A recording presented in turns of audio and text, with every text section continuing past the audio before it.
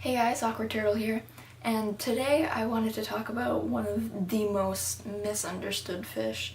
Many people think that betta fish can survive in those little tiny plastic containers you buy them in, but that is not the case at all.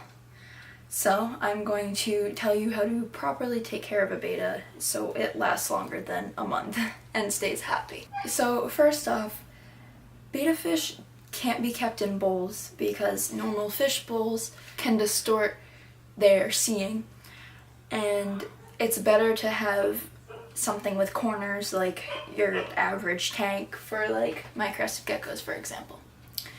And the smallest that you want your tank to be is 2.5 gallons. 5 gallons is ideal.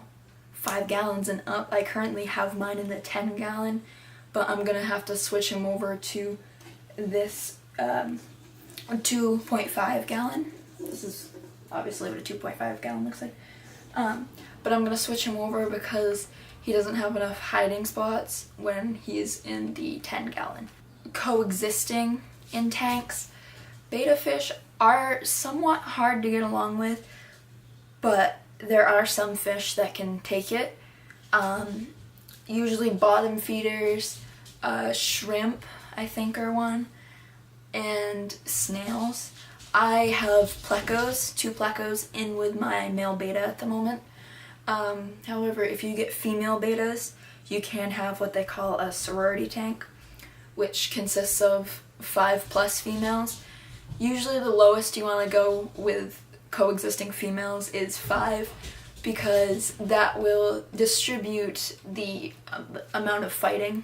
They're gonna bite at each other's fins, and when you have 5, it kind of spreads out the damage done, I suppose. So they're gonna do that for a while they're still figuring out the pecking order. This usually lasts a couple weeks, maybe a month, but I'm not sure because I've never done it myself. And since bettas are tropical fish, they need a heater, and it is always amazing to have a filter with your betta fish. Now, these are ideal for keeping a betta. What I do for heating is during the winter, I'll just go get really hot, not like really hot, like not hot enough to burn them, but hot enough water, and I'll mix it in with their current water if the water's too cold. I always monitor the temperature of the water and make sure that my betta is not looking sluggish, because if your betta is looking sluggish when it's swimming around, that's usually a sign that the water is too cold. Filters are always good because the amount of ammonia that can build up can be toxic to fish.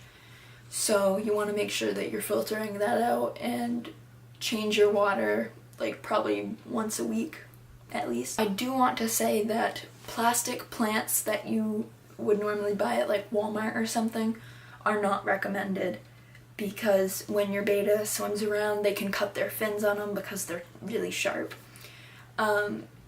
Little like reptile plants are A+ when it comes to a betta tank because they can't cut their fins on it. I have plastic plants, but my betta does not seem to have a problem with them at this point. Like, his fins aren't shredded or anything, so I'm gonna keep them until I notice that his fins are being shredded. Obviously, as with every other animal, males can't be housed together because that will result in a lot of fighting. I've heard that if you have a 10 gallon, that you can have 2 males in it because like 1 male is good for like 5 gallons, but don't quote me on that because I am not quite sure if that's true or not. But I've heard it somewhere. I don't recommend trying it. And one big thing to remember is bettas are tropical fish. Do not forget that. They like warm water.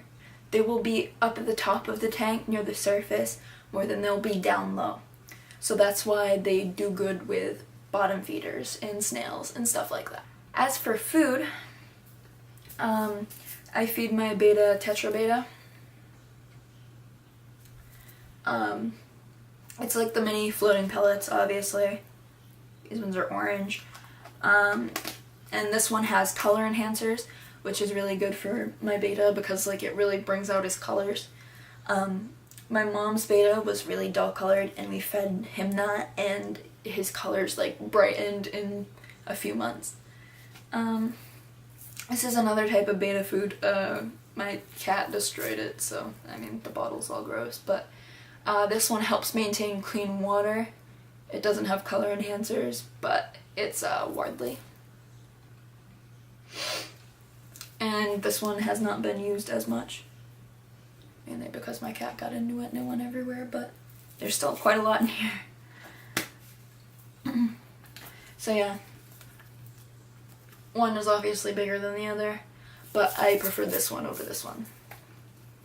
If you can't tell, because the yellow one's like half gone.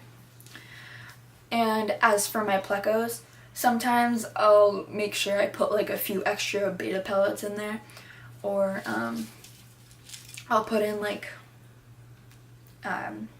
turtle food, because these sink to the bottom fairly quickly and my beta shows no interest in eating them, so I know that my plecos are going to get them.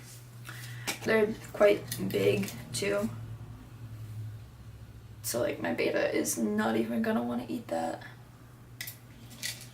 He's too lazy for that. He can barely eat the little pellets.